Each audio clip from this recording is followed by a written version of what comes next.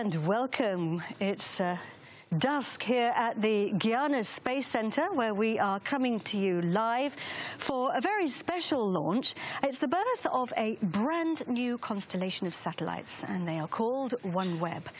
Their mission to connect everybody in the world to high-speed broadband, and our mission today is to launch the first 6 of those satellites onto their orbits in space. Right now they're waiting inside the launcher on the pad. Liftoff is scheduled in just over 18 minutes' time. And they're flying on board a Soyuz launcher today. She stands 47 meters tall, and inside the very top of the launcher, underneath what we call the fairing, which is that pointy section at the top, are our satellites. If we take a look inside, we have 6 OneWeb satellites in there, and they're attached using a very special dispenser, that tube in the middle, which was designed specifically to host them. And we also have 4 mock satellites. We call them mass frequency simulators. They're the same mass, the same weight as the real things, and they're there to balance out the load, and a little bit like ballast in a boat.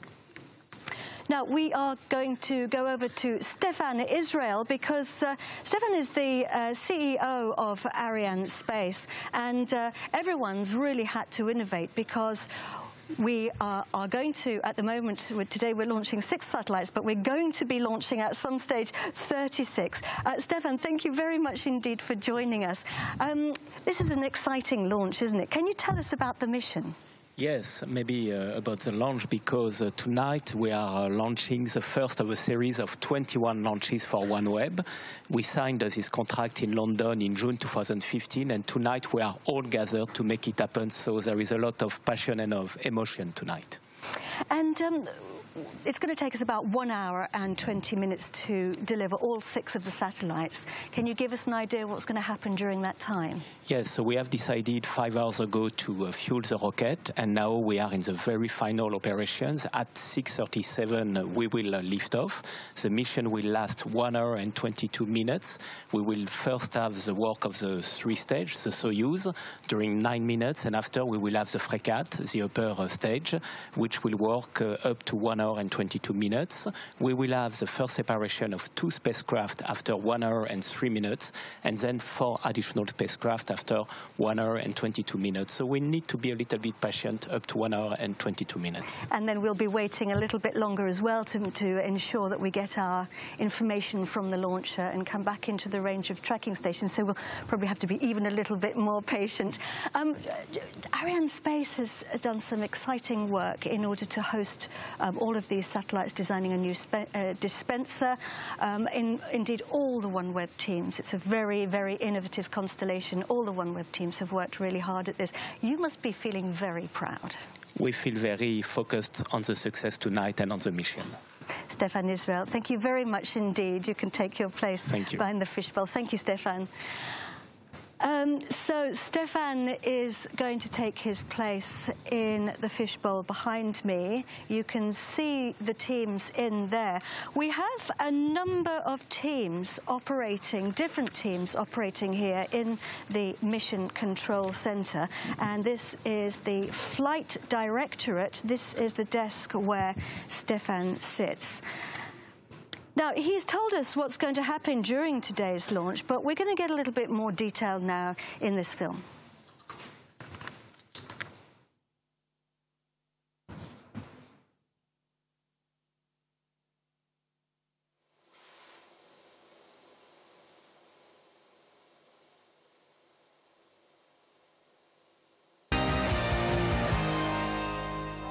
The first part of the flight is ensured by the launcher Soyuz in version ST-B. The liftoff is ensured by the ignition of the 4 boosters in the blockade stage. After 2 minutes, the boosters are separated, followed by the fairing 1 minute and 50 seconds later. The blockade separation happens after 4 minutes and 50 seconds of flight. The blockade stage is then ignited during 4 minutes and 40 seconds. After the blockade cutoff and its separation, the second part of flight begins with Fregat-m flight. The first burns lasts 4 minutes, the second one lasts 2 minutes, and they are spaced out by an intermediate coast phase of 41 minutes. Once the spacecraft injection orbit reaches, the separation sequence begins with the simultaneous separation of two satellites after 1 hour and 3 minutes of flight. The second separation event occurs 19 minutes later with the separation of the last 4 satellites. For OneWeb pilot launch by Soyuz, this network features Galliot, the station in French Guiana, Bermuda on the Bermuda Island, Saint-Hubert Station in Canada, Svalbard Station on the Norwegian archipelago in the Arctic Ocean, and New Norcia Station on the west coast of Australia. The data collected by this station are immediately sent to the CDLS, the Soyuz Control Center in French Guiana, and to the Fregat Flight Monitoring Center in Moscow. Now, Soyuz is one of 3 launchers that we have here, 3 rockets, if you like. We have Ariane 5, which is the big one. Soyuz is the middle lifter, and then Vega, the small one. And we have, therefore, 3 launch zones. The Soyuz launch zone is about half an hour from the Mission Control Center by car, and it's near the town, in the commune of a town called Cines. It's about 17 kilometers from the town.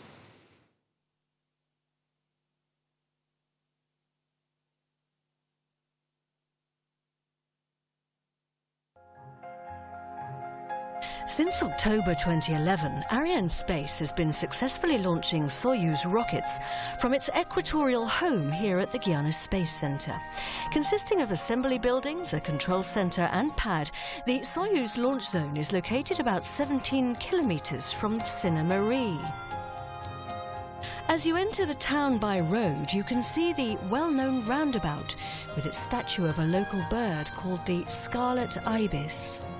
It's the symbol of the town, which is built on the banks of the Cines River.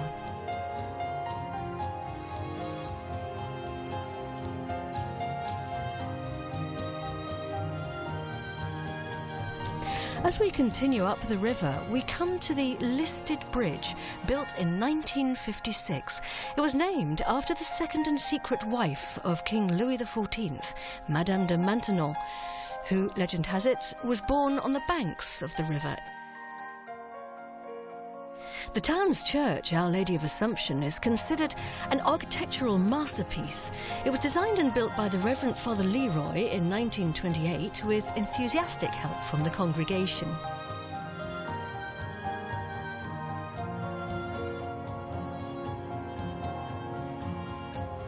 The Cines River is the 5th longest in French Guiana, and fishing is understandably an important activity here.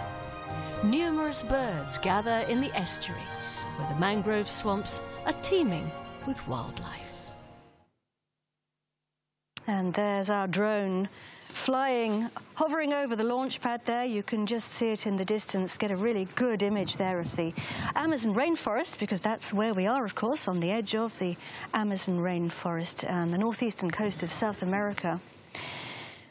Now, you could think of our launcher as almost two separate parts, if you like. We've got the first 3 stages, which is called the powered phase of the flight, which gets us into space. And then on the top, it has something called the frigate upper stage. So we actually have 2 synchronized sequences for those 2 parts. Attention pour H0, moins 10 minutes et 20 secondes. And this is the range operations manager. Début de la séquence finale lanceur. And he has just announced the final phase of the synchronized sequence for the launch vehicle. So this means that the computers on the ground are running all the operations. They run an extremely impressive list of operations because it's all automated. And you can see there on the right-hand side what we call these status panels. All the systems across the base send their flight readiness status to those panels. And obviously they're a little bit like traffic lights. Green is go, and of course red is stop. And right now we are go for launch. They are giving us information on vital things like the state of the launch base, the safeguarding and telemetry, as well as weather and that sort of thing. Now, the Soyuz rocket is actually built in Russia and shipped, I believe, to French Guiana in 10 crates, and teams then set about assembling and mating the satellites. This is called the launch campaign.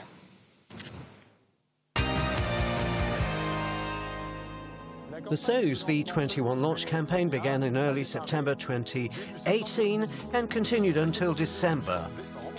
On December 20, we transferred the Fregat upper stage from the Soyuz launcher preparation building MIG to the F-Cube fueling facility in early January. Filling operations started at the F-Cube building in parallel. We also began launcher assembly as well as preparations at the launch zone ahead of the launch.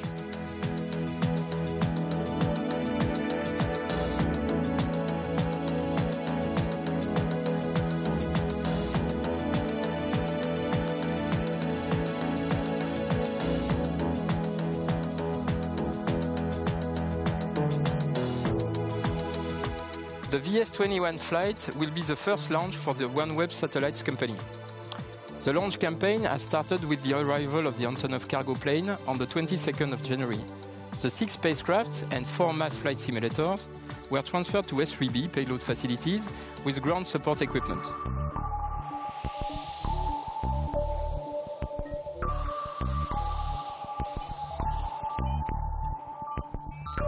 Combined operations with launchers item have started right after the arrival on the 23rd of January with mass flight simulator mating on dispenser.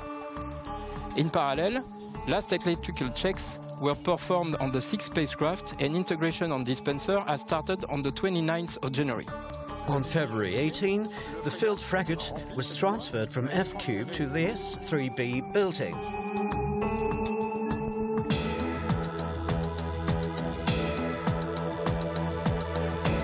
The stack, made of spacecraft and mass flight simulators integrated on dispenser, was transferred onto the Fregat stage on the 19th of February. The nose module, made of payloads, dispenser and Fregat stage, under fairing, was transferred to the Soyuz launch pad and hoisted onto launcher on the 22nd of February.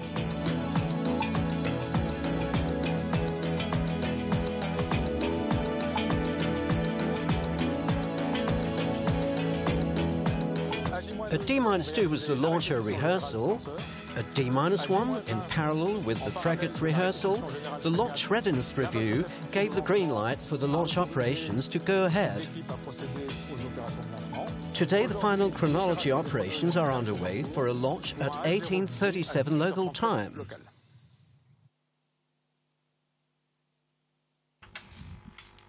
And here I am back in my commentary box. I've now come upstairs and watching the launch from the Mission Control Center. The commentary box is above the screens, and there is our vehicle on the pad, Soyuz, waiting for liftoff.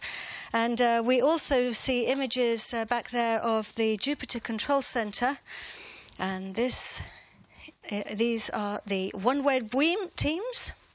These guys and girls all know each other well. They've been working together very closely on this mission. Some of them for months and some of them for years.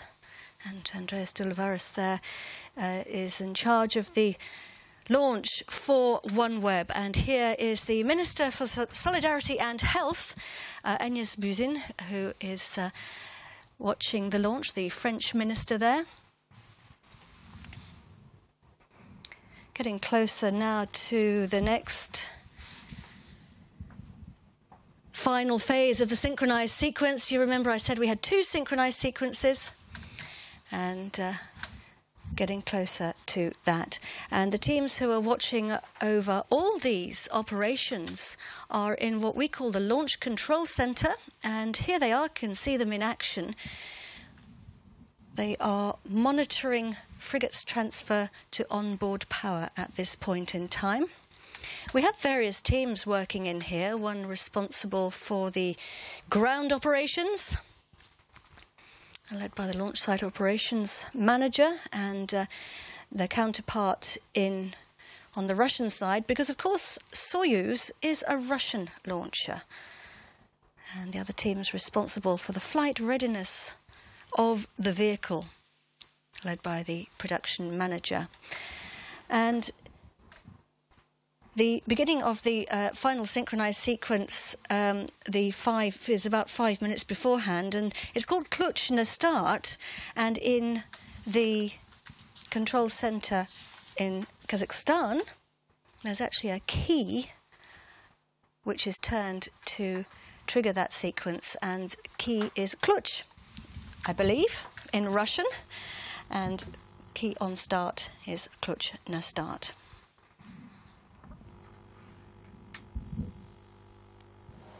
That white smoke you can see there coming out of the side of the launcher is it's the liquid oxygen which is burning off. Now, our drone is flying over here. We're looking at one of the viewing sites. This is called Colibri. It's the closest viewing site to the launch pad, and everybody there has got the front row seats for this launch, and I hope they've taken their mosquito spray with them, because as you could see back there, we are on the edge of the Amazon rainforest, and this is the time when the mosquitoes come out, I'm afraid to say. This is, we were looking back there at Joël Egalgi, who is the range operations manager. He calls out all the major events during the flight.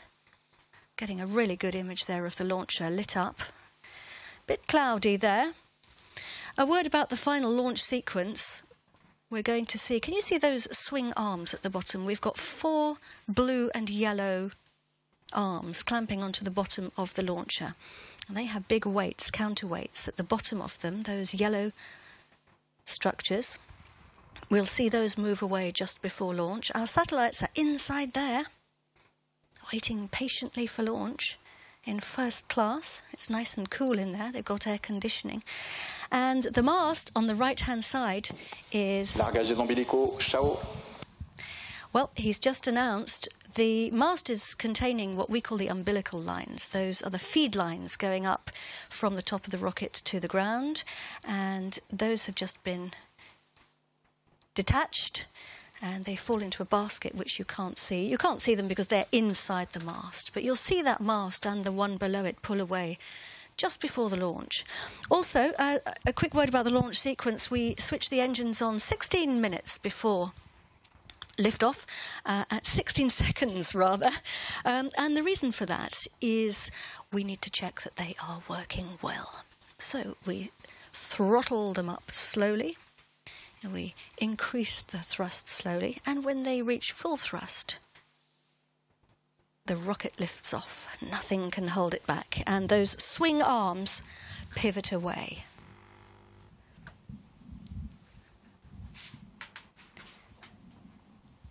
Looking very relaxed in there. Everybody's done this many, many times before. Getting closer now to the 1 minute mark.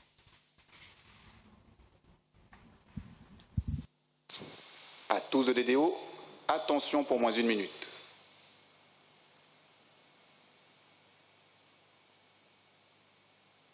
Top, H0 moins 1 minute. And we are 1 minute to launch. We're orbiting the first 6 satellites in the brand new OneWeb constellation built by the Airbus OneWeb Satellites joint venture. And we're flying on board the 21st Soyuz to launch from the Guiana Space Center. Our very best wishes now to all the teams. Largage du VS21 À tous de DDO, attention pour le début de la séquence d'allumage lanceur.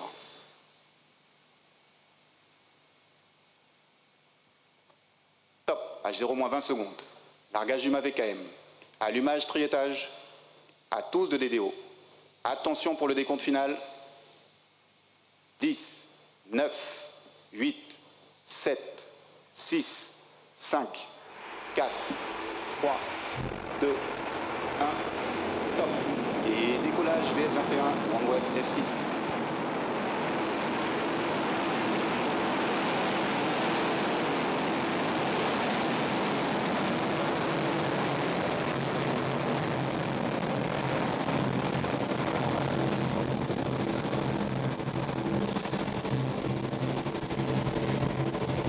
Paramètres normaux.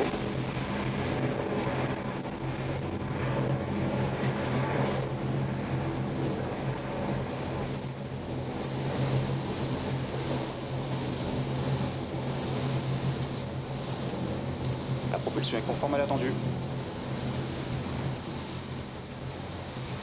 And they are off.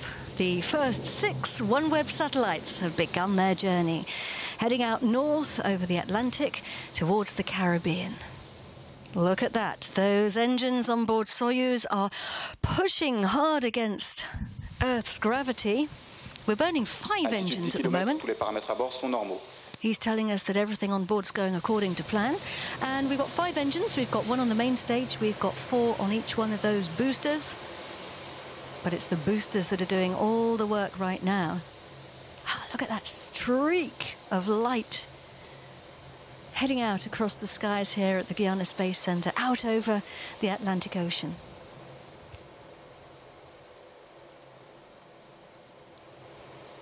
The boosters only burn for 2 minutes, but that's long enough for Soyuz to escape the pull of our planet. We're delivering 80% of our thrust right now. Les paramètres propulsifs sont conformes. And if we're lucky, we might see them falling away. I think we're going to see them being jettisoned. Look out for 4 dots.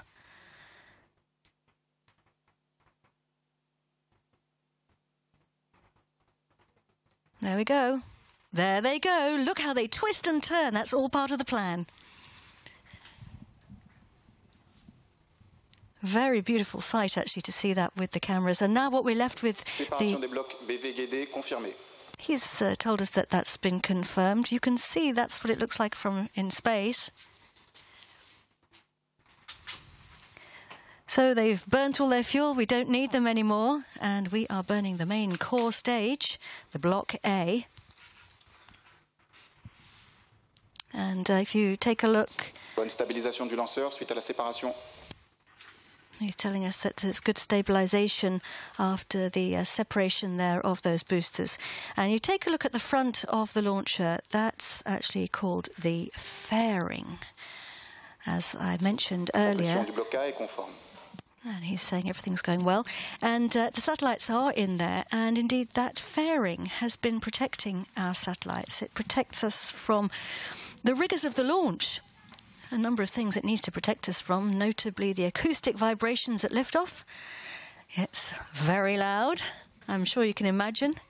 It's also protecting us from friction, because as we fly through the dense part of the atmosphere, that creates a lot of friction on the outside, and that creates heat, of course. As we get higher up, the air gets thinner, and we have less and less friction. And if you look at the bottom left-hand side of your screen, you can see we are 116 kilometers above Earth. So we've gone above what we call the Kármán line. That's the border with space. So effectively, we don't really need our fairing anymore because we hardly have any friction, certainly not enough for it to be a problem. And so we can jettison it. This is the scheduled moment for jettisoning the fairing, and that's what it looks like from cameras on board a previous launcher. And he's confirmed that we have that separation. Now, if you have ever wondered how satellites work, or how they get the internet to you, and how we all get connected, then you're in luck, because a man who knows is David Nemeth from OneWeb, and David is with me now. David, thank you very much for joining us. Hi, Katie. I'm so happy to be here. David, you're the Director of Systems Modelling at OneWeb. In a nutshell, what does that mean? So my team is responsible for doing really detailed models of the satellites flying and connecting to ground stations and connecting to users, and really making sure that we've got the capacity that we want and that we know how to run the system properly. Very important work. And we're coming up now on the scheduled separation of the next stage. We use a hot stage technique on Soyuz, which means we switch on the engine of the 3rd stage before we separate the 2nd stage. And more cameras there on a previous launch showing us. Allumage bloc I, extinction bloc A et séparation. And we have the confirmation there from the range operations manager. So we are now burning the 3rd stage, and that's what it looks like. David, you can see your satellites for the first time. Can you talk through for us what we're looking at? So what we're seeing here is the dispenser, which has 4 rings, which would, in this design, mount 32 satellites. We're launching 6 today, plus 6 mass frequency simulators. And the first 2 satellites you saw were at the top there. Those are going to be the first 2 to be ejected. The dispenser, the shape of the satellites are sort of a trapezoid, and they fit around. I'm just going to stop you for a second with trapezoid. Now, can we imagine a triangle and cut the top off? Very much like it. One way to think of it is like corn on the cob, and that's like the kernel. And it's narrow at the bottom, and it's wider at the top. And the satellites were actually designed that way so that we could efficiently put them in the dispenser and still use the most volume possible for our design. So, with your corn on the cob analogy, then, the tube that we were looking at back there in the middle is the dispenser. So the tube is the corn. The tube is the cob. The tube is the cob, which we will throw away when we're done. And the kernels are the satellites, which are launching off now into space and which will start providing service for us. Fonctionnement nominal du bloquis. Our team's looking very relaxed in there. The OneWeb teams. We're looking inside here, the Mission Control Center, inside the fishbowl, given that it's got glass all the way around it. Just a reminder that we have the information on the screen there. Now, this is a replay we're going to look at. It happened, we lifted off, 7 minutes ago from the pad, David. I sent David outside to watch it from the terraces because you can't come here and not watch it with your own eyes. What was it like, David? So I saw the satellite sitting on the ground earlier, and just now as I was outside, there was a fair bit of cloud cover, but we got a good view of it coming up initially and seeing the very, very bright flames coming out of the back. And it's an emotional experience. I mean, the experience is one of something we've been anticipating for a long time, and it's really exciting. But to see it going up is it's like a relief. We've arrived at a point. I know we have a lot to go, but it's a really happy to see it sent off on its way. And you saw the launcher with the satellites inside. As you said, you saw that on the pad earlier today. That must have been quite emotional as well. That was extraordinary. When they take you on the bus to see the satellite, you don't see it until the very end. You sort of come around the back, and then you see the open... to see the launcher, you mean? The launcher, right. You come around the back, and the doors are open on the surrounding building. And there it is in all its glory, and it was just a remarkable thing to think that all of this building and all of this huge launcher was all for these satellites getting up to where we need them to go. And of course, with our cameras, we got a very good shot as well of the boosters separating, which I doubt you will have seen with the naked eye. David, we're flying north. Can you just give us a bit of an idea of our flight path today? Sure. So this satellite's going into a polar orbit, which means that it's going to be flying over the poles. It's going to start off coming up from French Guiana, which is on the equator, up past the east coast of Canada over the North Pole. And then it's going to come down the other side past China, Southeast Asia, through Australia, swing over the South Pole, and then come up again a little bit west of here, because the Earth will have turned a little bit while the satellite has gone around.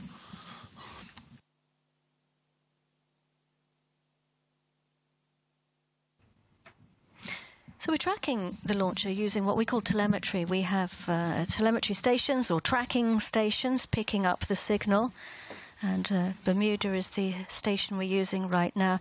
This is the separation now of the third stage. It's burnt its fuel every time each section of the launcher. And we have confirmation there of that separation. Every time the launcher, section of the launcher uses up its... and he is confirming there that we've picked up the signal at the tracking station in Bermuda. So that's good. So we're starting the next phase of the journey now. The frigate upper stage is taking the wheel. It's getting ready to switch its engine on, actually. It's called the pre-burn phase, which means it gives a quick burst of acceleration to push the fluids back into the tanks, and that's to make sure that there's enough propellant in the engine. It's a bit like, isn't it, when you're in a car and you press the accelerator and you get pushed against the seat. Exactly. I think of it more like it's when you have a bottle of ketchup and the ketchup's not coming out, and then you just get air, and you give it a good shake, and all of the ketchup goes to the front so that you can squeeze it out in this nice, smooth squirt. That's exactly what we're doing with the fuel in the frigate right now. So the upper stage is taking us, I guess you could think of it as a bit of a kind of clever taxi driver, if you like. It can take its satellites anywhere they want to go. Where is it taking you guys today? So our initial orbit today, as I said, is a polar orbit. We're going to go up to 1,000 kilometers, and they will be dropped off there. At that point, the OneWeb system the OneWeb flight operations team will take control of them and raise them up to their final orbit of 1,200 kilometers. So they have another 200 kilometers to go after today. So they've got a bit of a journey, and they'll be doing those 200 kilometres on their own. We're supported, obviously, by the teams on the ground. It's all automated. Just a quick run-through of what you're looking at on the screen. Top right-hand corner, the trajectory, the planned trajectory, and the cross is the actual position. And there on the bottom right is the flight path you can see there that David just talked us through. Now, let's see how Ariane Space has met the challenge of creating the OneWeb. Tonight is the Soyuz launch VS21, the second launch of the year, and more importantly, the first launch of the ambitious OneWeb constellation program. VS21 mission is to bring the first 6 OneWeb spacecraft into a low Earth orbit, close to their operational orbit. This Soyuz flight will also embark 4 mass flight simulators mated with the OneWeb F6 spacecraft on an innovative dispenser system specifically designed for OneWeb. The OneWeb F6 satellites have been developed and manufactured by OneWeb Satellites in its serial production line in Toulouse. This first launch is an important milestone for the initial deployment of the OneWeb constellation that will be ensured with 20 other Soyuz launches performed from 3 different launch pads: Kourou in French Guiana, Baikonur in Kazakhstan, and Vostochny in Russia. For Ariane Space, the journey began in June 2015 when OneWeb trusted on us to think out of the box for meeting the huge challenge to put in orbit over 600 satellites, with 21 launches of up to 32 spacecraft, and to be performed in less than 2 years. I would like to thank all the teams involved in this program, in particular OneWeb and OneWeb Satellites project teams, and also RUAG Space team. Constructive and pragmatic approaches with the same common goal have been always preferred for the benefits of this ambitious program. We have performed a really great job since 2015, which will continue throughout the deployment launches phase. So lots of people involved in this project, David. Yes, absolutely. And I think now would be a good time to mention that the satellites and the rockets are all what we're looking at today, and that's great stuff. But it wouldn't work without a communication systems, and a lot of design work and a lot of really innovative thinking went in by our key technology partners, Qualcomm and Hughes Network Systems, to build a system that could actually transfer data over these satellites. Number of people we're looking at here in the audience, Sir Richard Branson, and all watching intently. And yeah, so the speed and altitude, we are now travelling at 194 kilometres. Sorry, we're above the Earth, 194 kilometres altitude. We're travelling at, coming up for 8 kilometres per second. 8 kilometres per second, ladies and gentlemen, boys and girls, not 8 kilometres per minute. That is extremely fast. Now, this coming up to the scheduled moment here, frigate shutting down its engine. This is the scheduled frigate cutoff. We get our confirmations a little bit later because the information needs to go via Moscow. So sometimes it takes a little bit longer, which is perfectly normal. It's all planned that way. Once Frigate switches its engine off, we enter what we call the ballistic phase. And ballistic is probably a word I'm guessing that you've heard quite a lot over the years. I believe, correct me if I'm wrong, that it means travelling without propulsion. So we are travelling high enough and fast enough to be able to switch the engine off and cruise without it. Various reasons.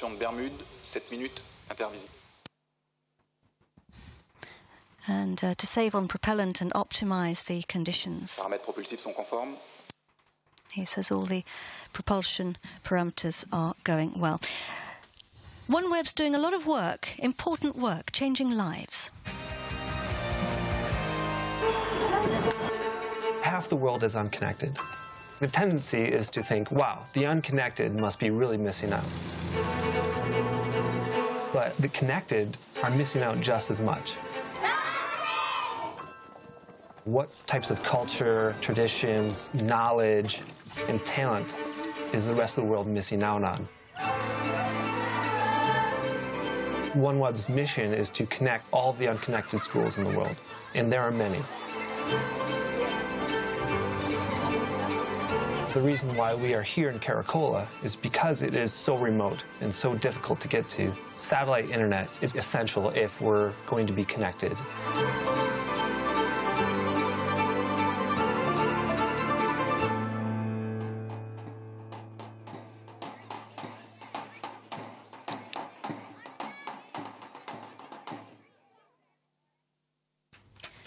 So when I said changing lives, I mean really changing lives. Bringing internet connections into schools must make a huge difference. So connecting schools has always been one of the missions from the very beginning of OneWeb, one of the very important missions. And in support of that, we have sent emissaries to 6 schools around the world. You saw one of them there. As part of that program, the children of the schools got to name the first 6 satellites. We can go online to learn more about where these names come from and what they mean. But the school in Nepal named theirs Sherpa-sat. The school from Honduras named theirs Lempira-sat. The school from Ecuador named it Chusig-sat. The school from Rwanda named it Ikirikezo-sat. The Kyrgyzstan school named it Chingis-sat. And the Alaska school named it Nanook-sat. Which are much better names than we call them in the engineering side, which are things like F6, F10, and F11. Well, I have to say, I think those are beautiful names, and congratulations to all of the children who thought of that and worked hard to find lovely names for the 6 satellites. We're in the ballistic phase. We are going to take a break now for about just over 20 minutes, and switch off our microphones. We'll be coming back to you in just over 20 minutes at 17 minutes past 7 French Guiana time. That is 17 minutes past 10 Universal time and 17 minutes past 5 in Washington. We'll leave you with a beautiful replay of the launch.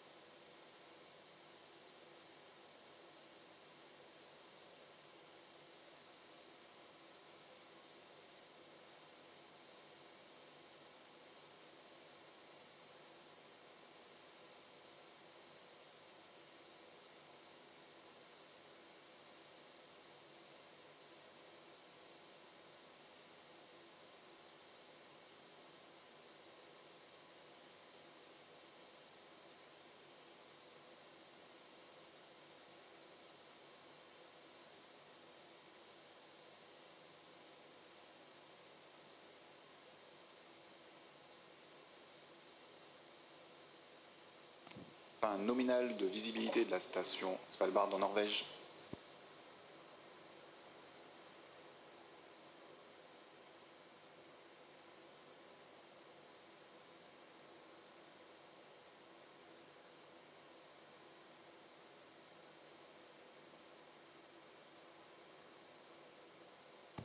Réacquisition de la télémesure attendue dans 20 minutes environ.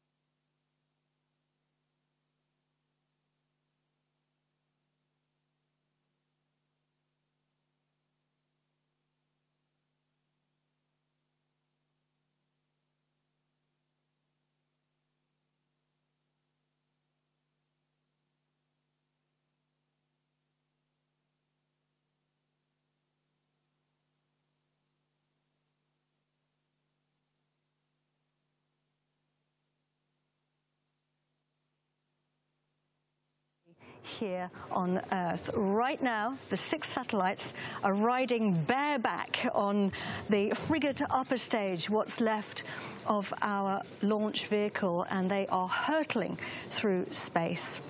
Now, David Nemeth has been with me in the commentary box. David, you're here on the floor with us as well, so you can actually see him in real life. David, we've got lots of people watching us. Where are your people, OneWeb, watching us from? So OneWeb has offices all over the world, and we have parties at every one of them. So we have people in London. We have people, shout out to the people in California. We have people in Virginia. There's actually 3 separate offices in Virginia. And David, this was 41 minutes ago. You saw this, you were standing outside watching it. We watched it on the screens here at the Mission Control Center. It was a really spectacular launch, looking at it from my perspective on the screen. What was it like for you out there? It was an interesting experience, because in one hand you're saying goodbye, but in the other hand you're saying hello to something, because these satellites have been inert and they will be inert until they're released. And so though we won't be able to actually see them and touch them again, we'll actually be able to get to know them and interact with them. So it's really exciting to watch it go up and think that I'm actually going to get to meet them for the first time soon. We've got a great view of the boosters being jettisoned. The boosters are the 4 rockets on the side of the vehicle, and you can see how they twist and turn. This has all been very carefully planned that way. Once we lost the boosters, then the fairing was jettisoned, so our satellites were exposed to space. Then we switched on the 2nd, then the 3rd stage, and we picked up our signal at the Bermuda tracking station, heading north, out over towards the poles. Then we switched off the engine on the 3rd stage, and then the next part of the journey began when the Fregat upper stage switched its engine on. And we said that Fregat is a little bit like a clever taxi driver, takes our satellites wherever they want to go. Fregat then switched its engine off again, and we went into what we call a ballistic phase. Ballistic meaning we are traveling without the engine, and that's precisely what's happening now. Indeed, Fregat is also doing something called a barbecue, which means it's twisting as if on a spit, as if on a rotisserie, as you say in American, because why is that? It's to keep it evenly heated on all, just like a rotisserie. When you're cooking, you want to keep it evenly warmed on all sides, so nothing gets too hot and nothing gets too cold. So 43 minutes and 10 seconds into the launch. Just give us an overview briefly, David, of what OneWeb actually is.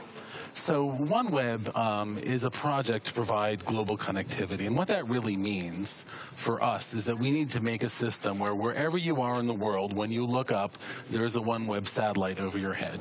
That can provide you service, and it's a constellation of hundreds and hundreds of satellites in 12 planes, and it's a real remarkable thing to have this many satellites providing communication, because what it means is that there's a lot of capacity. Absolutely. So let's just take a little closer look now at the constellation.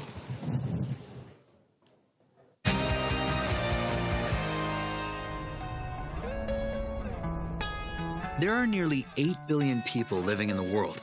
Can you imagine the opportunities we could create by connecting them all? We can. So we've brought together world-class partners from a range of industries to revolutionize global communications, rapidly progressing from imagining to launching. We've transformed the satellite manufacturing process, producing the most efficient communications satellites yet. We've installed antennas around the world, with more coming every day. And we've built teams with deep knowledge that continue to fuel our progress. As we speed towards global service delivery, we'll continue to hit major milestones along the way, culminating in a global network that delivers low-latency, high-speed connectivity through a constellation of satellites and ground systems by providing accessible broadband quality for everyone, everywhere, for today and tomorrow. We'll change satellite communications for the world, on the water, in the air, and on the ground. OneWeb is going to connect the dreamers, thinkers, doers, everywhere. We're reimagining global communications, so the global imagination can be unleashed. Get ready for a new world of connectivity. One world, OneWeb.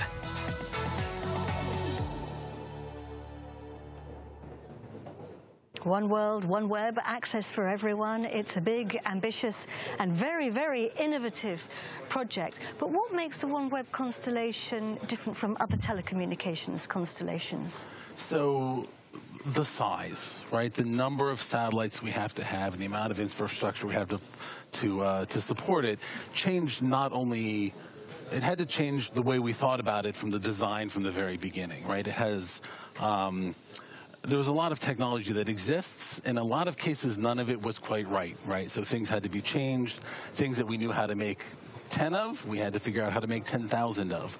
And so just the scale of the number of satellites we have to produce, the number of launches, the amount of ground infrastructure is simply astounding. And once that exists and comes into existence, we need an equally powerful system to manage it, to track it. We're going to have more information about some of these flight components than anyone else in the world because of the enormous number of flight hours we're going to have because we have so many units up in the sky. So it's a fantastic opportunity not only to provide a great service, but to learn a whole lot about the technology that exists today in a much greater level of detail. But also, I mean, the huge challenges involved in building something from scratch, something which is brand new, effectively almost from, an idea in somebody's mind.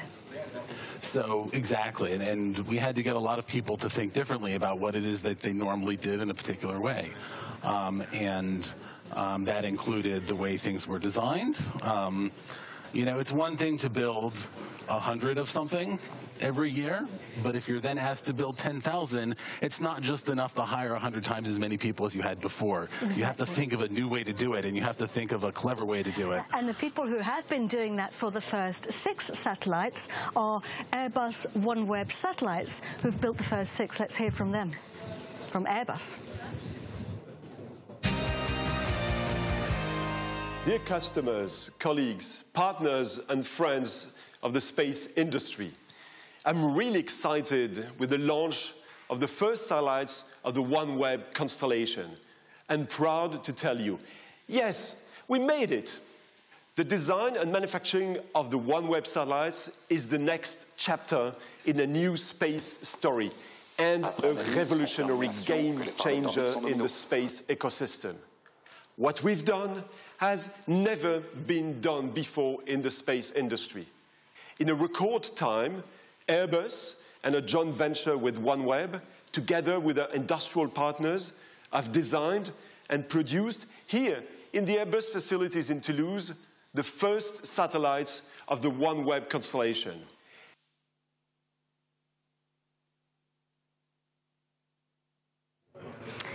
Well, it looks like we've had a bit of a problem with our film there, which is a shame, but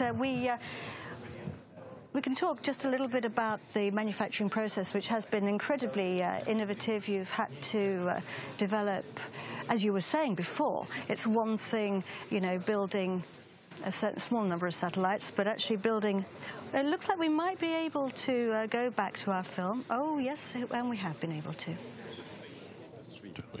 I'm really excited with the launch of the first satellites of the OneWeb constellation and proud to tell you, yes, we made it. The design and manufacturing of the OneWeb satellites is the next chapter in a new space story and a revolutionary game changer in the space ecosystem. What we've done has never been done before in the space industry. In a record time, Airbus and a joint venture with OneWeb, together with our industrial partners, have designed and produced here in the Airbus facilities in Toulouse the first satellites of the OneWeb constellation. And this has been enabled by dedicated industrial facilities and solutions for the series manufacturing. Everything is ready for the mass production of several satellites per day. This has really inspired us to develop new mindset in all areas, in design, in equipment supply, and in new approaches for production and test processes. This is real new space. We have successfully combined the innovation and large volume manufacturing techniques from aircraft production together with a big experience in building extremely reliable, high-performance space systems. The agility and flexibility of Team Airbus enables us to continue to be a major player in the rapidly evolving global space market. Airbus is totally engaged with Airbus OneWeb satellites to provide the customers with a high-performance and reliable system connecting the world. Airbus OneWeb satellites will now focus on ramping up production of the full constellation in its new factory in Florida, demonstrating once again agility. And I'm extremely proud of all the teams, Airbus, OneWeb, and the joint venture Airbus OneWeb satellites teams, all our industrial partners who have worked together, sharing know-how, efforts, and a lot of passion to make this new space a reality. Congratulations. This is the end of the beginning.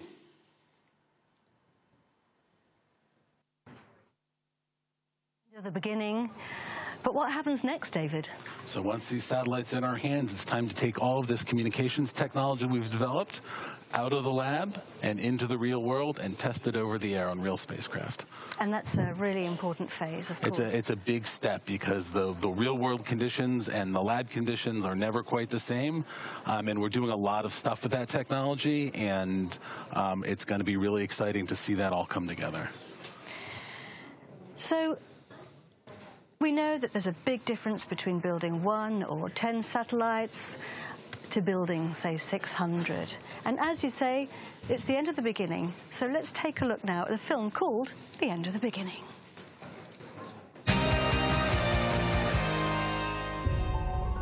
Technological revolutions begin when it's time to evolve, when the needs of the future change. This story was written by many visionaries. They changed the way we move, the way we communicate, the way we think, and how we lead our lives.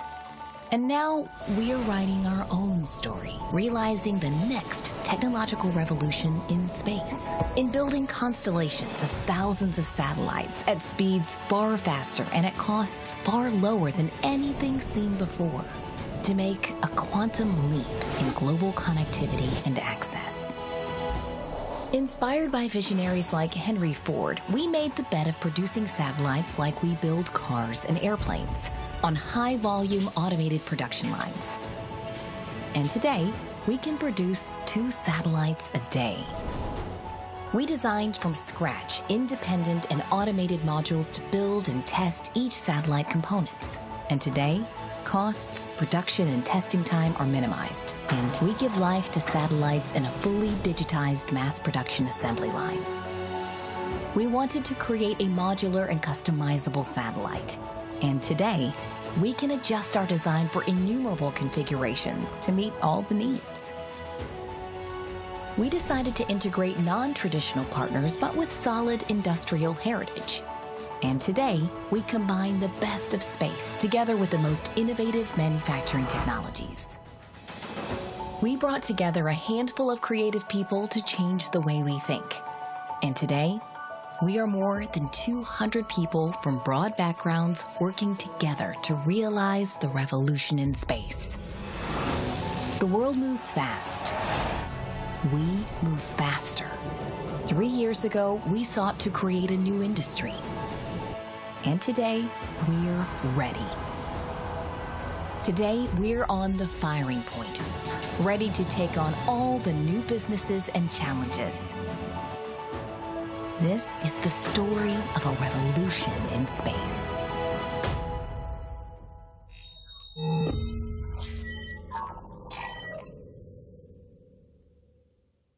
Bienvenue and welcome to Kourou, the end of the beginning. A next step for our new space endeavor. Our Airbus OneWeb Satellites joint venture is just over 3 years old, and what we have accomplished is incredible. We started from a concept, and today we launch our first satellites. I'm proud of our team. They have worked tirelessly to realize this, and as you saw in the video, we are transforming the space industry. OneWeb, Airbus, and our industry partners are part of this story. Together, we are defining a new future in space, opening access to all, and building a new space ecosystem. Part of our DNA is captured in the words of a famous philosopher. Do or not do, there is no try. Join us. Congratulations, everyone, and bon voyage, F6.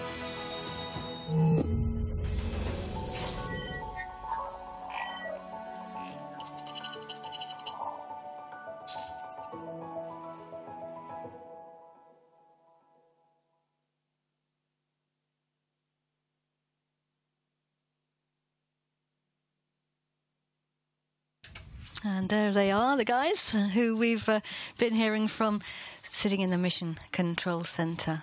The two from Airbus OneWeb Satellites, the manufacturers who've been incredibly innovative in building our first 6 satellites.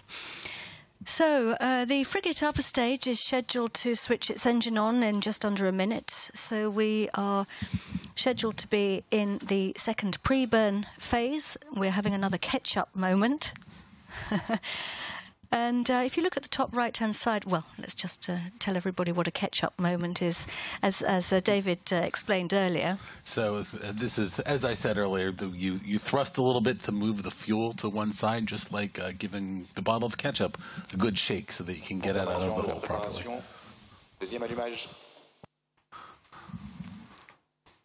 Scheduled frigate second ignition. That means it's scheduled to switch its engine on again, and that's what it looks like. Frigate at that upper stage there, the gold structure with the spherical tanks on it. Some of those containing fuel and some of them containing things like avionics, the kind of things that you find on an aeroplane. It was originally designed as an interplanetary probe, and it was adapted to fly on Soyuz, David. It can take its passengers pretty well anywhere they want to go, and it can actually switch its engine on up to 20 times. And that's very important for the OneWeb dispenser. So in this case, we're dispensing 6 satellites, but in the future, we'll be dispensing much more than that. And as we dispense the satellites a few at a time, it's important to thrust between releasing the satellites so that you can put a little bit of distance and put a little bit of velocity difference between the satellites to ensure that they are not at any risk of coming too close together, and to also space them out a little bit when they fly over the telemetry station for the first time in the North Pole. Make sure that they don't bang into each other. And on the top right-hand side of the screen, you can see we're really climbed up to space now. Though we took a steep climb at the beginning, then we dipped down a bit. That's called the roller coaster phase, where we lose a bit of altitude in order to gain speed so that we can climb higher later in the flight. And now we've come up to a sort of a plateau-y kind of area, which means that we're on our orbit. If you look at the bottom left-hand side of your screen, our altitude is 1,000 kilometers above our Earth, and that is what we call our separation orbit.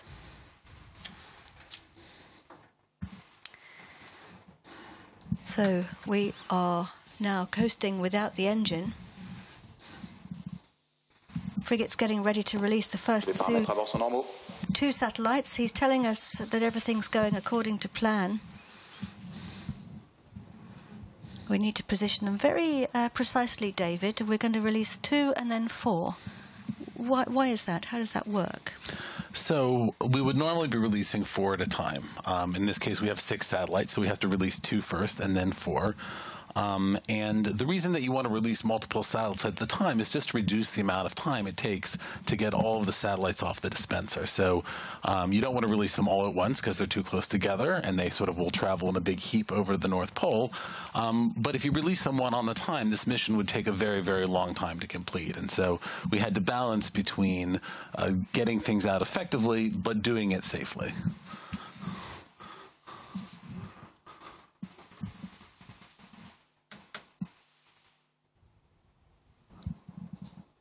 Just let's run through those speeds and altitudes again. Our distance in the middle. Confirmation de l'extinction. And he has confirmation there of the switch off of the upper stage. Just the distance is as if you were to draw a straight line from the pad to where the launcher is. And you can see we've travelled over 16,000 kilometres. And he's telling us that we're going into an orientation manoeuvre. Now, Andreas Dulvaris, who we've seen earlier, he's in charge of getting ready for today from OneWeb's side. As we embark on this historic journey, I would like to thank all of those who have made this day a reality. I have been extremely pleased with how smooth this campaign has gone, which is a testament to all the hard work that people have put into the preparation for the launch campaign. I would like to thank the OneWeb satellite team, a joint venture between OneWeb and Airbus Defence and Space. Without them, we would not be here. They have truly done an amazing job in not only designing the satellite, but designing the first ever satellite production line that will be used to manufacture over 600 satellites. This is revolutionary in the space industry. I would like to thank the CSG staff for their support and cooperation, as their facilities and safety support are a critical element for a successful launch. Finally, I would like to thank our strategic partners, Arianespace and RUAG-Space Linktrapin, as they are critical members of the OneWeb team. This is not your typical launch service provider-customer relationship. This is much more. Both Arianespace and RUAG-Space have not only designed the first ever smart dispenser, but have been integrated in the OneWeb factory and responsible for the integration during the launch campaign. Today, we start this historic journey by launching 6 OneWeb satellites into a 1,000-kilometer circular orbit. Once we reach this orbit, the RUAG Smart Dispenser will deploy the first 2 satellites approximately 1 hour after launch. Then the remaining 4 OneWeb satellites approximately 20 minutes later. After the satellites are deployed, they will turn on and autonomously transition to a sun-pointing attitude. From there, the fleet management team will transition the satellites to the mission Earth-pointing orientation. Once the satellites are ready, they will be ascended to the mission orbit of 1,200 kilometers, which should take approximately 60 days, after which the satellites will go through a commissioning campaign, making them ready for use. And there's Andreas in the Mission Control Center. So that's a great reminder for me. I mean, I've been mostly on the side of developing the communication systems, and one of the great things about OneWeb is that you get to a point like this and you find that for 3 years somebody who's working tirelessly to develop an amazing piece of technology that you didn't even know you needed, and here it is all ready to go. And just the skill and the professionalism that everyone has brought to this, that it just comes out of the woodwork, it seems like, you know, just from that section. And so it's been great to see this day and to understand what Andreas has been doing sitting there for the last 3 years, because I never really fully understood it before.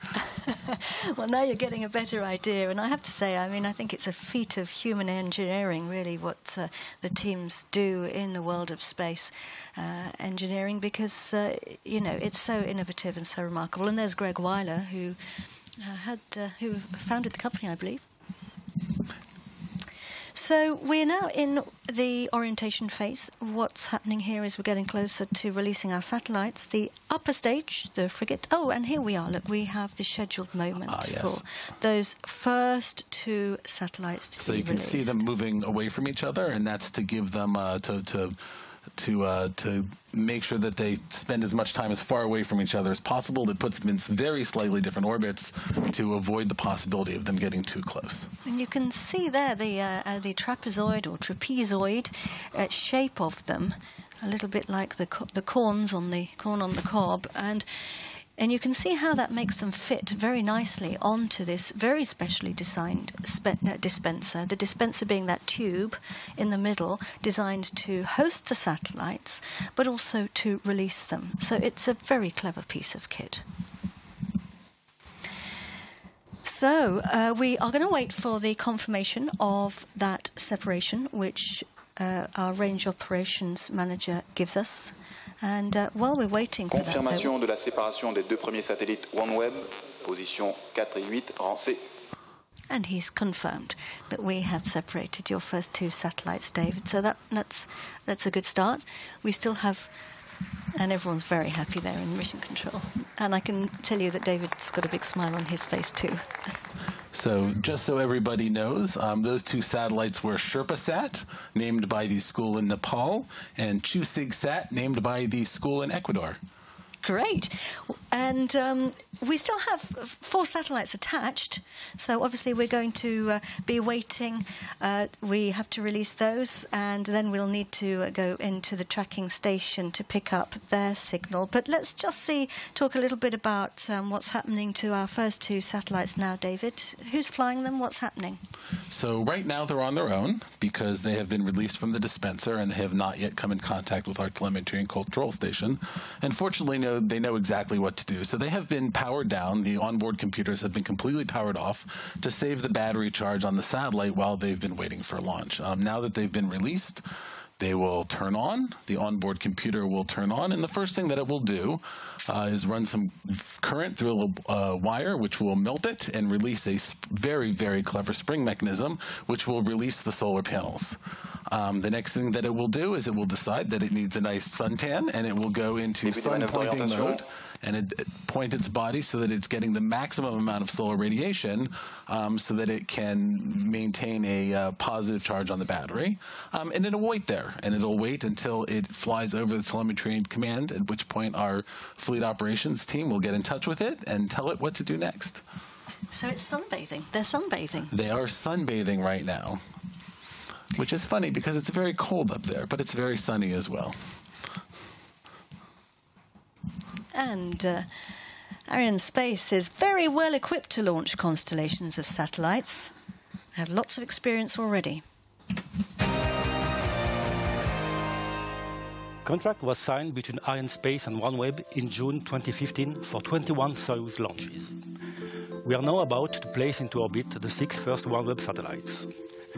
On top of offering a highly reliable launch solution, Arianespace was chosen by OneWeb for its team's ability to work on complex projects, including the development of innovative solutions such as the specific OneWeb dispenser system. A dedicated organization has been set up in Arianespace to meet the many challenges of the program and to be able to ensure 1 launch per month during the deployment phase. Regarding launch vehicle, Soyuz was the adequate solution to answer OneWeb requirements to deploy about 650 satellites within a 2-year period timeframe. Soyuz launch vehicle fitting to constellation's needs has been already demonstrated with more than 15 launches performed to low Earth orbit missions for other constellations programs. The Fregat upper stage versatility associated with the dedicated dispenser allowed to perfectly answer to the OneWeb mission requirements. Arianespace and StarSem offer was based on the capability to operate the Soyuz launch vehicle from 3 launch pads, 1 in French Guiana, 1 in Kazakhstan, and 1 in Russia. This unique opportunity provides higher flexibility and reliability for the benefit of OneWeb. Launching from different launch sites will secure the deployment schedule, which is key to OneWeb, and this without preventing to serve other customers. Soyuz Fregat proven industrial production capability was also essential to select the launch vehicle. The OneWeb demand led to almost double the standard production rate for a while. Only Soyuz Fregat could meet this very demanding challenge. Arianespace led the development of a new dispenser under OneWeb dedicated contract. This activity has been entrusted to Fregat at Lidköping, Sweden. The main characteristic of OneWeb dispenser is to carry up to 32 satellites at a time and to separate them 4x4 with great accuracy. To answer OneWeb requests, new solutions were mandatory.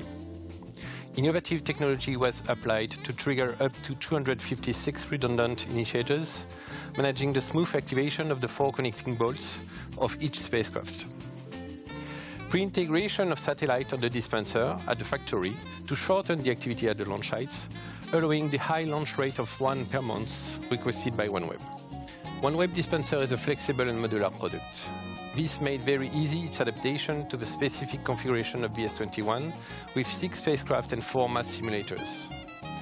In the same way, we are currently expanding its capacity to 36 satellites for the next flights.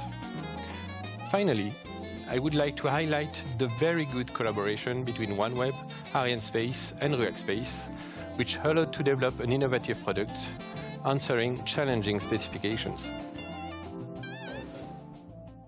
Innovative indeed, and we have confirmation that the first 2 satellites have been separated from the dispenser, that tube in the middle, the cob in the corner on the cob, and they've moved away.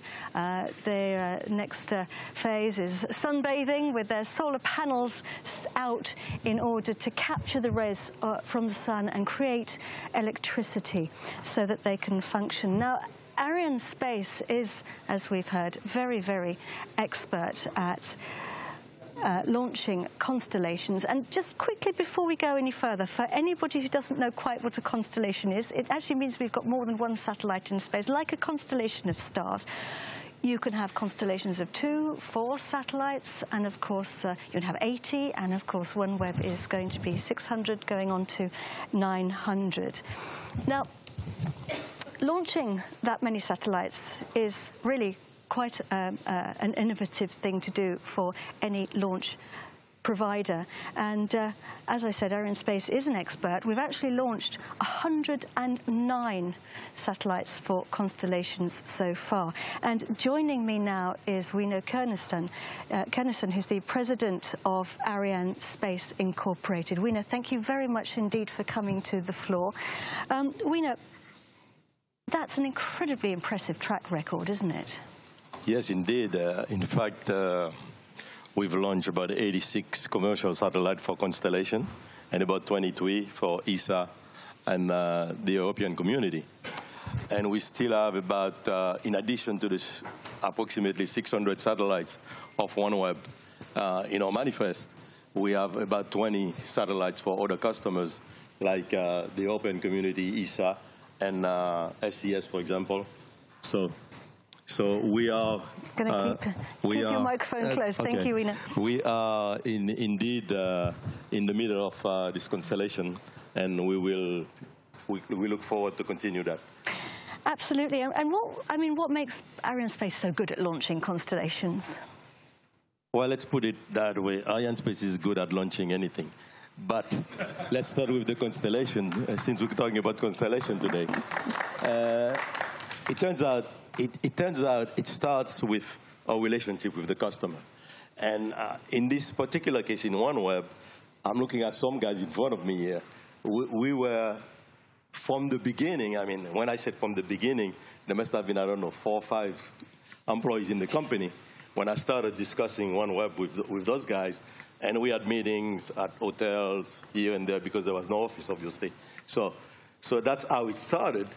And over time, we looked for solutions for OneWeb, and we ended up having found that the optimum solution for them is the Soyuz vehicle.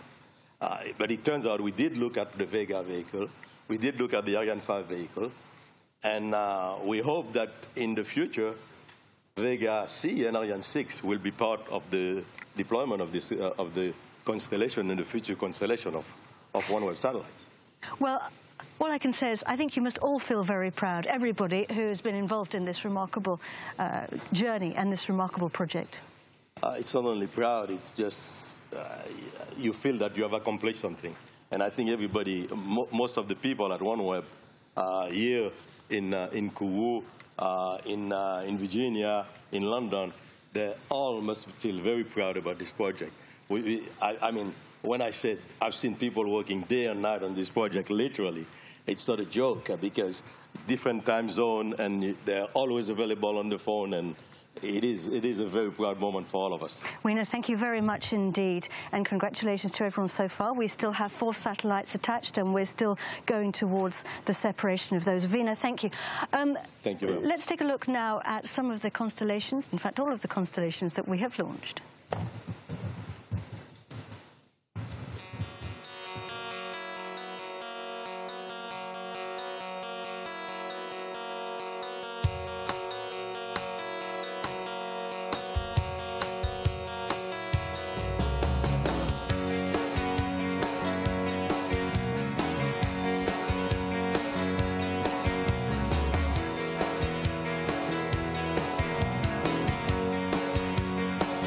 Said she doesn't like sugar, so why'd you say the sweetness makes the lover? And then you told her she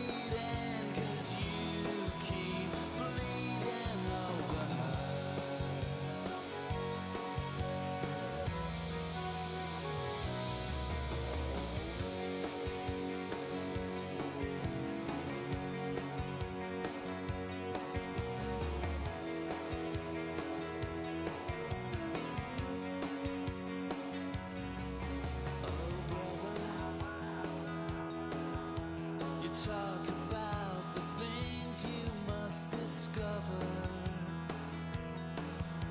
The cannibal that lies inside the lover.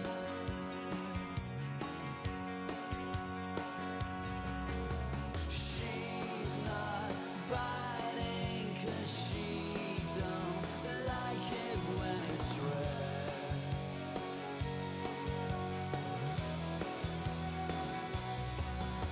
She's not feeding 'cause you keep bleeding over her.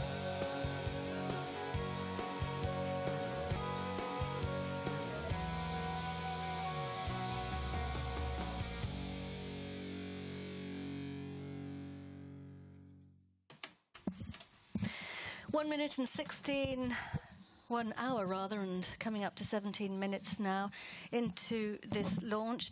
Let's just have a recap, David, on what's been happening so far. We're basically driving with our taxi driver to the next drop-off point to release our next 4 satellites. So that's right. So our next 4 and final satellites are going to be dropped off. And then after that, we're actually going to do a bunch of practice maneuvers to simulate dropping off a full load of satellites, just to make sure all the maneuvers work and the frigate performs as expected. Should we just remind everybody of our flight path? Yes, so we are... where did we lift off and where are we going? So we just lifted off. We lifted off from Kourou, here in Kourou, and we have swung around the Earth, and we are... We went past, we headed up over the North Pole, didn't we? We headed up over the North Pole. Yep.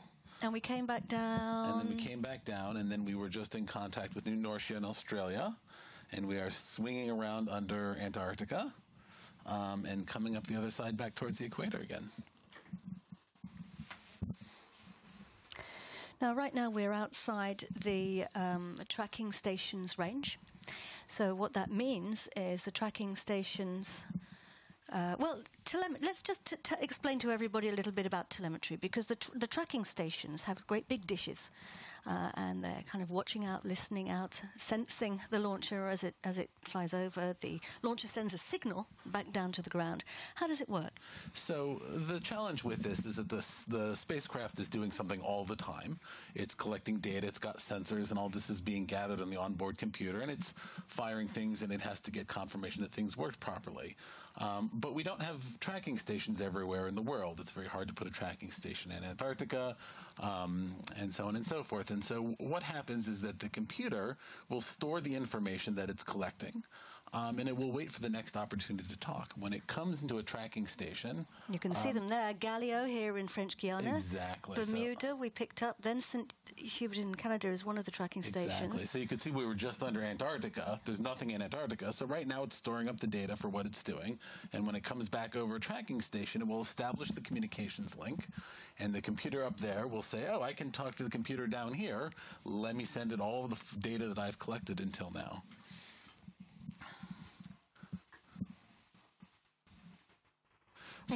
Sorry, go on. So not just the frigate has obviously telemetry, and we're using that for this mission here.